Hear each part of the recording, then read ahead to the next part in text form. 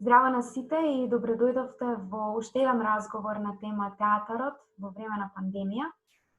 Мојот денешен соговорник е Дженап Самет, актер во Турскиот театар во Скопје. Добре дојде, Дженап.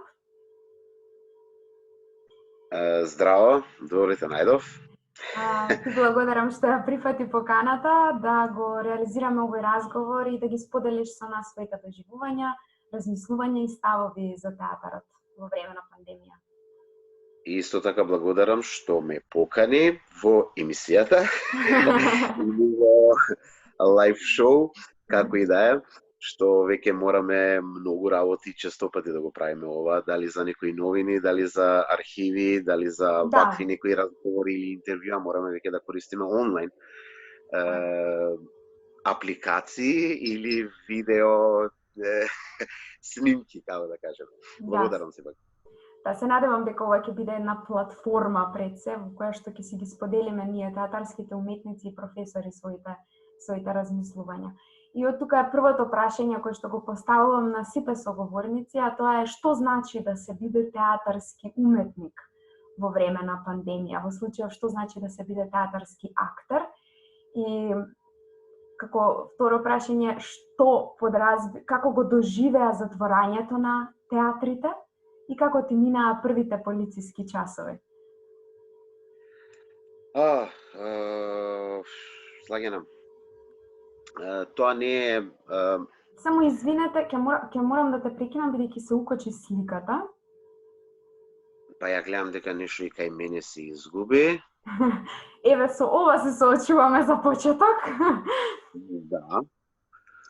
Може би да направиме некаков рестарт на видеото. Момент, сега дали ме имаш? Да, сега ти имам. Добре дојде. Добро, не знам.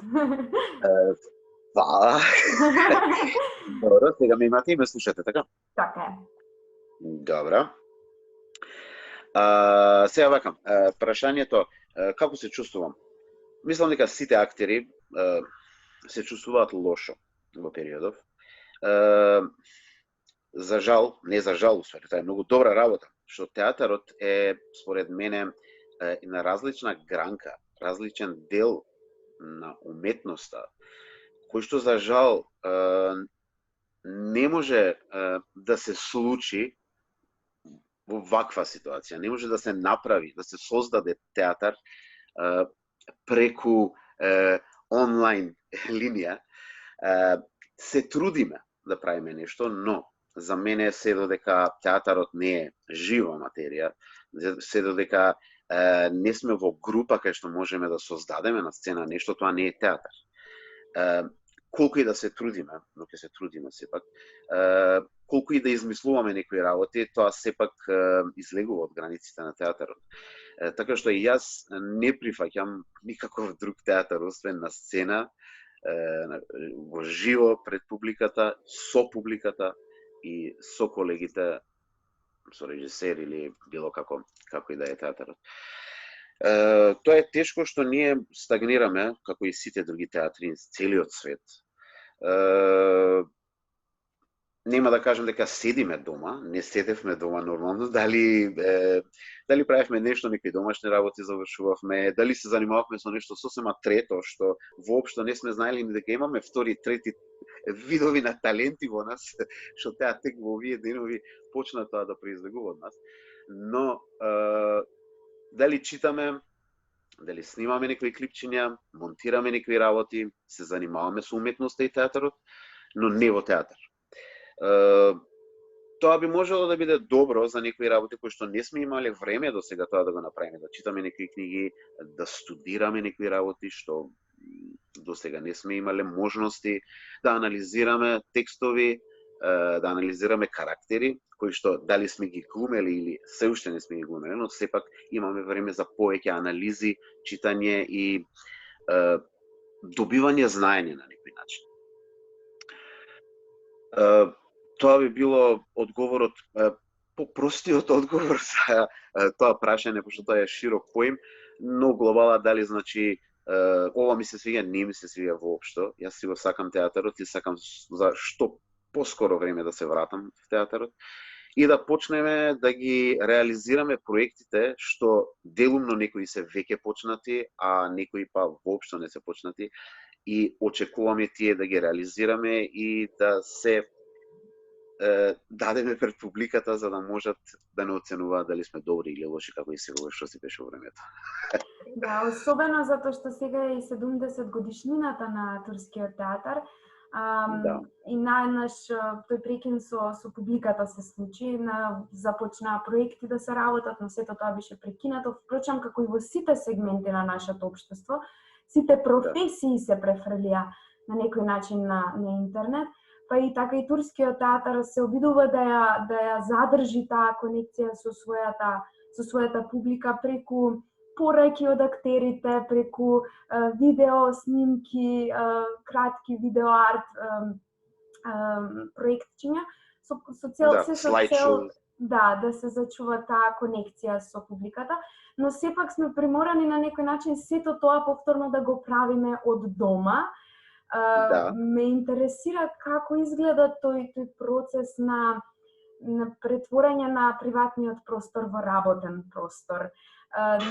Иако тоа е нешто кое што нели можеме да речеме дека е секојдневен актерот да создава дома, но сега одеднаш тој приватен простор и го отвара на публиката. Кои се предностите, кои се недостатоците во тој начин на творење? Да, актерот секогаш создава од дома, си прави уметност дома, да, тоа е вистина, но никогаш не се емитува од дома. Како што сега гораме тоа да го направиме. Тоа, како што кажав, тоа воопшто не ми се допаја и јас не прифаќам таков театар преку камера. За тоа другото што спомнам, тоа е многу битно. Турскиот театар оваа година, баш денеска, слави 70 години.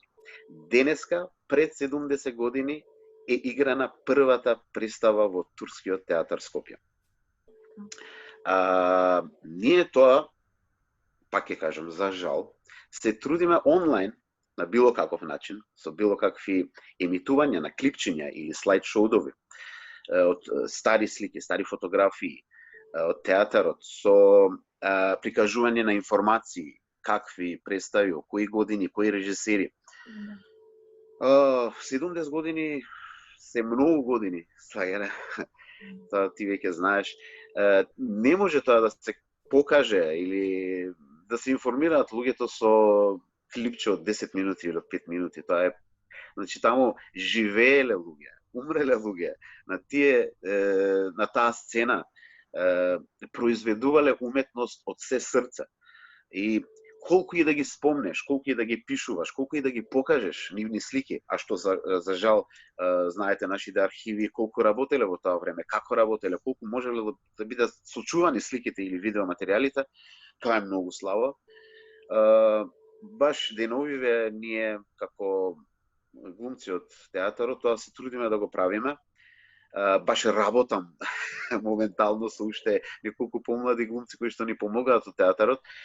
Правиме слайд шоу кој што ќе опфаќа поширок период од турскиот театар, почнувајќи од 1950-та па навака. Се трудиме да најдеме што повеќе фотографии, што веќе ги имаме, но немаме доволно информации точно од кои представи се, кои ликови се внатре, кои глумци се тие, пошто не можеме да ги препознаеме, нормално ние сме помлади, а од постарите па имаме проблем дека тие не можат ни да се сеќаваат, заборавиле, како се викаат, не имаме информации кои глумци играле, но не знаеме кој лик е тој глумец моментално на таа слика.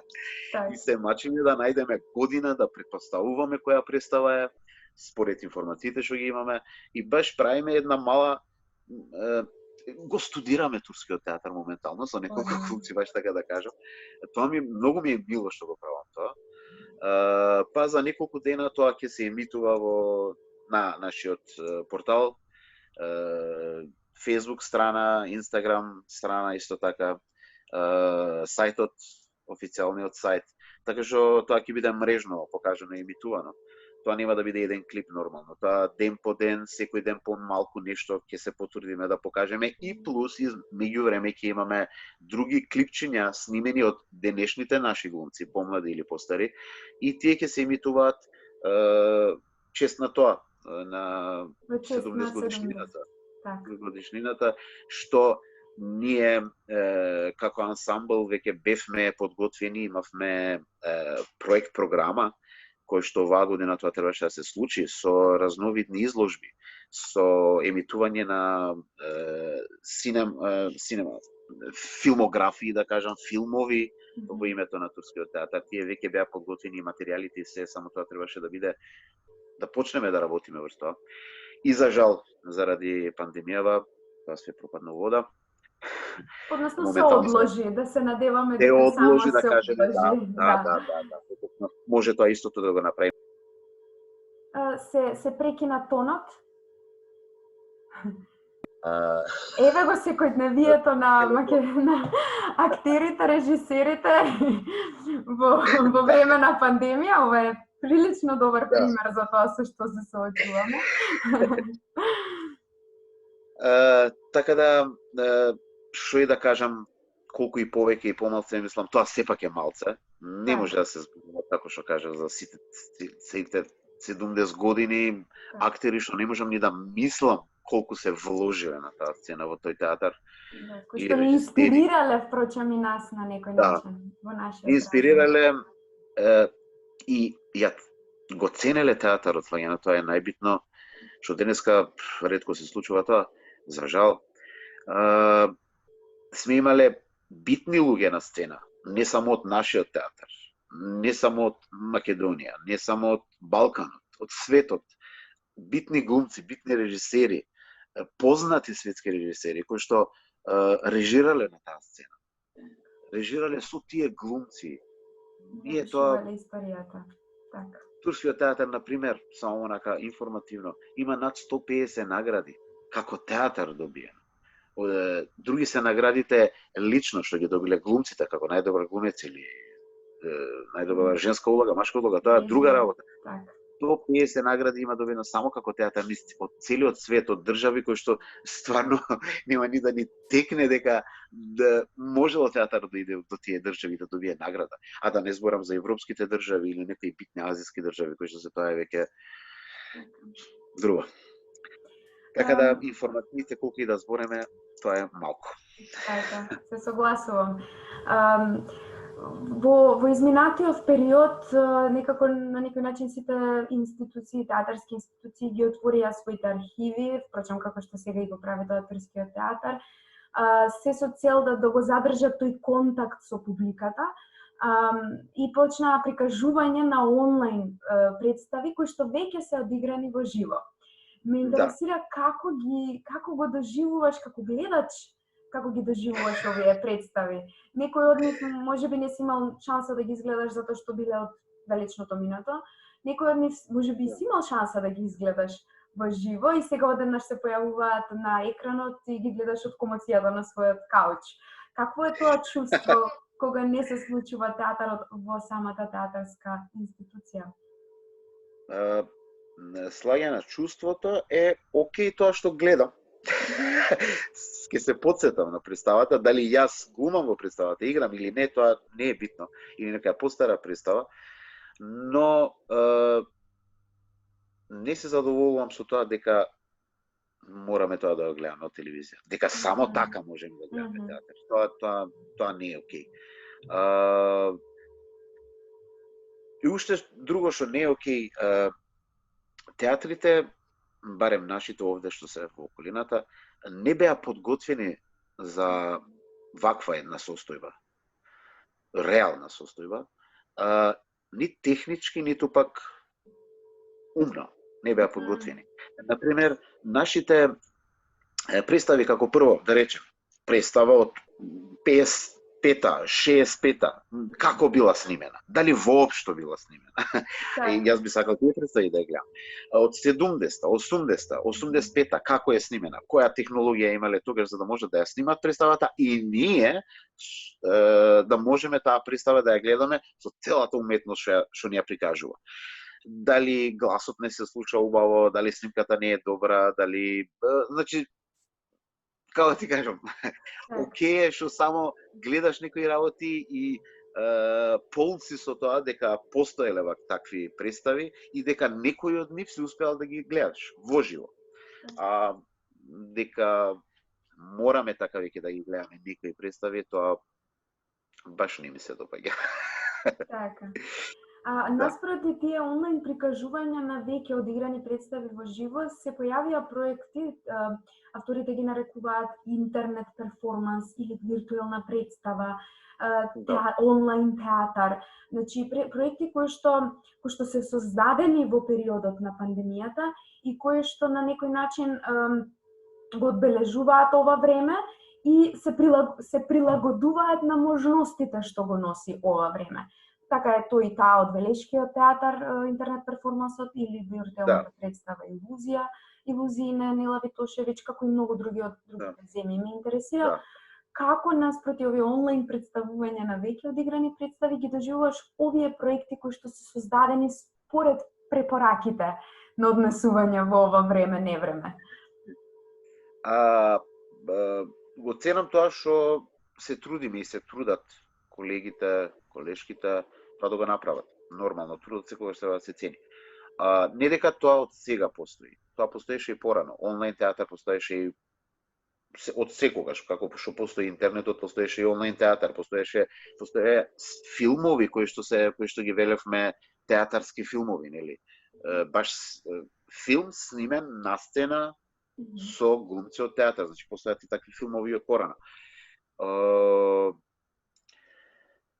Не знам, некако ја никогаш не можам тие работи да ги доживувам така како што театарот го доживувам на сцена. Дали ми се допаѓаат?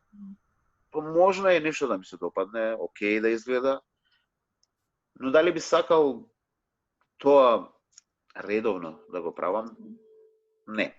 Не би сакал. Се уште не ни направивме такво нешто. Можда некои мали клипчиња така за театарот што ги правиме, да, но вака да седнеме како проект тоа да го направиме, не ни навлегува во таков некој проект. Не ни сум поканет, но не знам ни како би го прифатил тоа. Дали би сакал тоа да го направам? Некако не можам да го прифатам како прво, затоа не можам и чувството да го искажам. Дали ми се допаѓа тоа или не? Глобално мислам дека не ми се допаѓа и затоа не можам ни да го прифатам. Така, доколку хипотетички си зададеме ситуација дека оваа ситуација, овие услови на работа продолжат до недогледан период, во која насока ќе се развива театарот? Кои се условите, како може да се прилагодиме најдобро за да го задржиме, да ја зачуваме театарската уметност да продолжи да се реализира? Кои се твоите планови како актер, каде се гледаш себе си во тој период во кој што овие услови продолжуваат? Тоа е тешко прашање, пошто има поврзаност со тоа до сега што го зборевме. Каде се гледам? Слагена, не знам. Ако вака продолжи, стварно не знам и некако не можам ни да дадам одлука за тоа. Јас не би сакал вака да продолжи. Јас сакам сцената, но ако продолжи тогаш изгледа ќе мораме да глумиме пред камера и да си најдеме нов начин или нова верзија на театарот и да кажеме дека ова е театар. И да го прифатиме тоа како театар и сите како што ја прифативме сцената да можеме на некој начин без сцена да прикажеме театар. Дали тоа би можело да се случи на сцена, ама со снимање на камери или било која нека нова технологија, сепак тоа мене повеќе ми личи на филм отколку театар, ама моментално во таа состојба никаде не се гледам, значи не знам кај сум. И јас се уште мислам дека ќе се врати театарот и ние ќе се вратиме на сцена и тоа ми е многу битно. Така да, кога би дошло тоа време, мислам дека тогаш ќе седнам тоа да го мислам и да планирам нешто. Сега за сега, тоа е прашање нема да можам да го одговорам, мислам тоа ќе ми биде одговор. Така. Во овие услови во кои што сме затекнати сите на некој начин, кое е Да. местото, која е функцијата, кое е значењето на театарот за нашето општество? Ова е многу прашање што треба да одговорам најмалце многу време, повеќе од сати, но вака. Значи, како прво, театарот има многу големо значење во општеството и мора да има. Не можам ни да мислам општество без театар. Културата потекнува од театарот. Театарот е спој уметноста со народот, со луѓето. Значи, жива материја, игра пред тебе, ти ја гледаш, ти се допаѓа или не ти се допаѓа, ја оценуваш. Значи, тоа е блискост, чувство и уметност произлезено од човекот, од телото на човекот. Така да, јас затоа секогаш театарот го разликувам од другите уметности.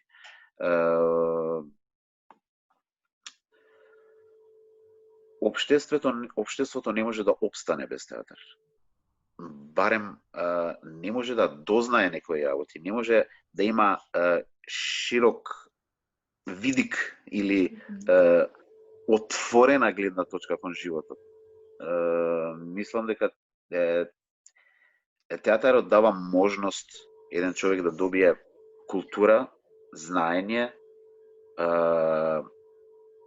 да добие доверба во себе, како гледач, зборам, како да добие од се по нешто во животот и од светот.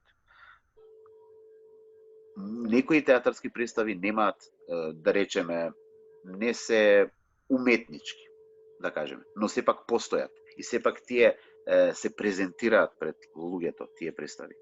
Како и да се, на некои им се допаѓа, на некои не, тоа е веќе вкус. Но постојат, секој вид на театар постои во светот. Светот функционира, мислам дека, со театарската сцена. Не ги омалажувам филмовите, сериите, не велам, и тие се уметност. Сериите не се уметност. Но филмовите има уметност, но тоа е сосема различна гранка на уметност. Не знам дали бев јасен и дали можам да си ги кажам чувствата за театарот што ги имам. И колку е вреден театарот за светот, и за народот, за луѓето, но за светот, за животот на луѓето што живеат во овој свет. Што мислиш, како би се справиле со оваа ситуација, со овие можности што ги нуди 21 век, а од друга страна пречките што ги нуди овој век, како би се справиле големите уметници од минатото, кои што тебе те инспирирале и влијале на твојот развој како актер? Што очекуваш да ти кажам за ово? Немам никакви очекувања. Значи, како би се справиле? Не знам како би се справиле. Знаеш како ми делува ова?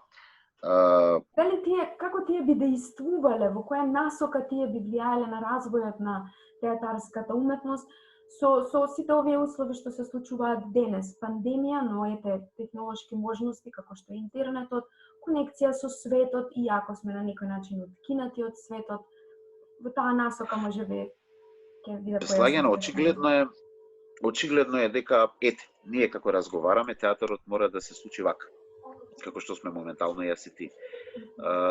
Дали еден пред камера, дали двајца, дали петорица, тоа не е битно. Вако на овој начин. Изгледа така ќе мора да се случи ако продолжи или ако се продолжи оваа состојба.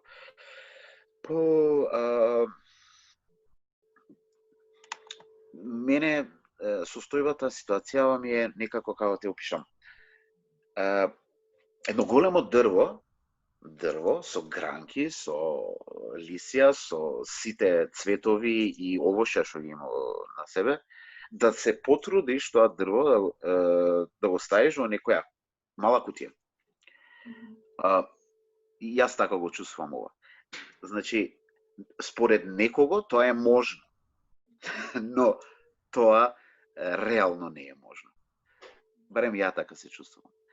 Нешто огромно да сакаш да ставиш во една мала кутија и да покажеш дека, окей, ете, ова е театар. Според мене тоа не е можно. По некои филозофии, да, слушам, читам, гледам, дека сакаат кутијата да ја зголемат, да направат поголема кутија, но колку да е кутијата голема, во моја глава, мислев најсликовито да го опишам ова, тоа не може да се случи никогаш како што би требало да биде театарот. Сцена, а дали публика... може би има некои начини на кои што би можело да се оствари тој физички контакт со публиката, се разбира, нели, на дистанца, на сцена или на отворен простор, дали може би размислуваш во таа насока? Да, тоа е поприфатливо, да. Може, да речеме, салоните да не бидат полни како што беа досега, може со дистанца да може да седат, публиката да може да седне, представите да бидат играни како што се играат. Ако има една премиера, не мора да има една премиера, може да има 5 премиери, затоа што публиката ќе биде помал број, може тоа да се организира, да се мисли да такви работи се многу поприфатливи. Но треба да носиме маски,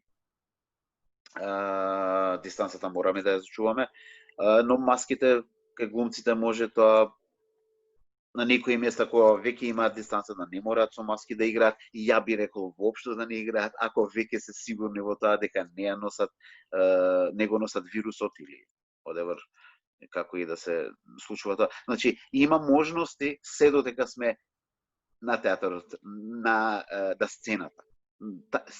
Сите можности ги прифаќам што се случуваат на сцена. А што се случуваат надвор од сцената, а се зборува за сцената, тоа баш не го прифаќам како театар. Благодарам многу, Дженап, за овој разговор. Ова е на некој начин како заокружување на нашиот разговор, со тоа што секогаш на крајот оставам простор соговорникот да докаже се што смета дека моите прашања не го опфатија, или пак да испратиме една порака до постпандемскиот актер, или до следните генерации кои што ќе живеат во постпандемијата.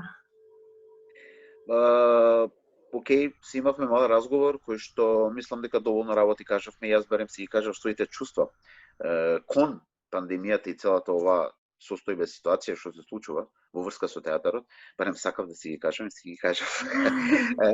Немам ништо многу да дополнам. Значи, само би сакал и пожелувам што поскоро време да се вратиме во театарот и да продолжиме со нашата работа и да бидеме во eye communication со публиката. Тоа е. Ти благодарам многу. Фала, исто така, благодарам што ме покани во твојата емисија. Сепак во интервју. Ја нарекла сепак една платформа, не емисија. Како платформа во која што сите вие театарските уметници ќе можете да ги искажете своите ставови до живување, впрочем како што и го направи тоа и ти за оваа ситуација. Благодарам, Слагена, благодарам. Благодарам уште еднаш. Поздрав. Поздрав.